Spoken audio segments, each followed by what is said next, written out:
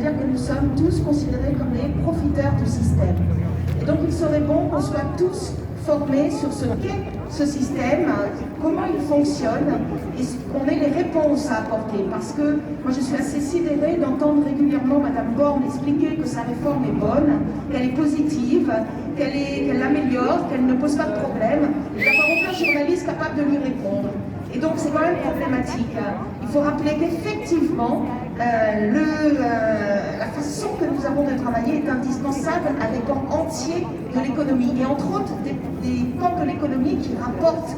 Alors effectivement, on est connu en France pour avoir un système pour le spectacle qui est favorable, mais on a également, soi-disant, un tourisme qui rapporte, on a des congrès qui rapportent, on a des événements qui rapportent, tout ça c'est des points de PIB, et bizarrement, au moment où il faut reconnaître les gens qui permettent aux entreprises de ces secteurs de faire du chiffre d'affaires, alors là il n'y a plus personne. Il serait bon de rappeler quand même qu'aujourd'hui, on a une crise sanitaire qui a provoqué un déficit de l'assurance chômage, déficit qui n'existait pas jusqu'en 2019. Ça serait bien aussi de le savoir, pour pouvoir répondre aux gens qui nous traitent de profiteurs. Jusqu'en 2019, tout le monde peut y avoir accès, il faut aller sur le site. Jusqu'en 2019, le site de la CEDIC, de l'UNEDIC, n'est pas déficitaire. Le déficit ne provient que d'un prélèvement que l'État fait pour faire fonctionner Pôle emploi. Donc ce sont des choses à savoir. C'est-à-dire que ni les intermittents du spectacle, ni nous, ni les autres chômeurs qui en CDI perdent un emploi se retrouvent au chômage, nous provoquons un déficit de l'assurance chômage. Donc ça c'est quand même important. Ce déficit il existe depuis la crise sanitaire. Pourquoi? Parce que le chômage partiel il a été mis sur le dos de l'assurance chômage.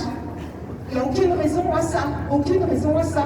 Le fonds de solidarité pour les auto-entrepreneurs, ou les prêts qui sont faits, l'argent qui est donné aux entreprises, il est pris en charge par l'État, qui obtient des prêts à des taux dérisoires. Or, aujourd'hui, le chômage partiel, qui est l'aide aux salariés, il est pris en charge par l'assurance chômage. Et après, on vient nous dire à nous que nous sommes des profiteurs, alors qu'il y a un déséquilibre total. Donc, vous voyez le problème, il faut qu'on ait les réponses, il faut qu'on sache quoi dire, parce que on a des journalistes qui restent muets la plupart du temps quand Madame Borne à la scène, c'est contre-vérité. Oui, donc il est là le problème, il est majoritairement, pardon, là, excusez-moi.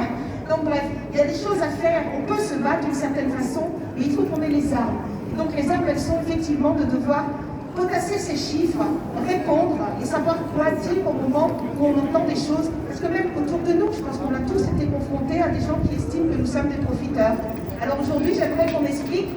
Moi, il m'arrive de faire une journée de 15 heures, et c'est la même chose pour les gens dans l'hôtellerie, dans la restauration, les accompagnateurs de voyage.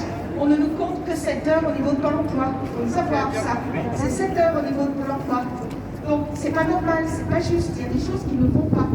Donc, l'hôtellerie, c'est la même chose. Voilà. Donc, il y a des injustices. Dernier petit rappel, peut-être, si je peux, oui. On est des profiteurs, mais comme on est multi-employeurs, on n'a pas les remboursements de transport, hein, voilà, Navigo pour Paris, mais d'autres choses dans d'autres régions. On n'a pas les tickets restaurants, on n'a pas les participations aux bénéfices de l'entreprise, on n'a pas le droit mutuel des entreprises, ou alors à des taux qui sont impossibles pour nous.